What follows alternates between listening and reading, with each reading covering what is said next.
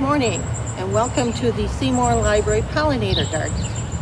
This morning we're going to talk about pollinators and the bees and butterflies that make up that group and the plants that they like.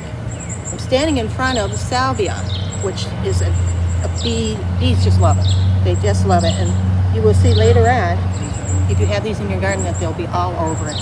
Pollinating is very important, and to help them, we've planted plants and flowers that will help with pollination. These are things that are beloved of bees and butterflies and other pollinators. And so we also decided to establish a mason bee pollinator kit over here.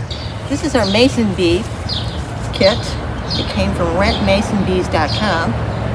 It comes almost fully assembled. You just have to put the little white tube in there. It contains the bees. Take the tab off, out they come. They were ready. I did that about a week and a half ago. This mason bee kit has everything it needs. This is where the bees will make their nests and their cocoons, and they'll fly in and out. The males have no stingers. The females have stingers, but they're busy. They won't bother you. And the males won't bother you anyways, because they're very gentle, non-aggressive bees.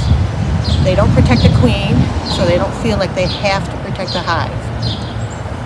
In June sometime, I'll get an email from the folks at Rent Mason Bees, and they'll tell me to take it down. If they're all done, they'll be in their little holes, and to let it sit for a while in my basement, and then I'll send it in September. I'll send it back to the folks at Rent Mason Bees, and they will let these guys hibernate, and then next spring out they go to the farmers' fields. So we're kind of fostering these bees. We don't own them. They come and they'll go. Pollination is very important. 1/3 of the fruits and vegetables that we eat every day are pollinated by bees. So bees are very important. The honeybees are endangered, so we have to try and foster as many other bees as we can, hence the mason bee kit. They love the salvia. That's a good thing to plant in your garden.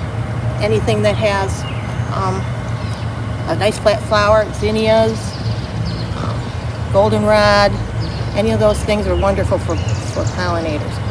All plants try to reproduce themselves either one way or another, either underground rhizomes or from flowers to set seed. So it's important for us to make sure that pollination happens, otherwise we have no food. Thank you.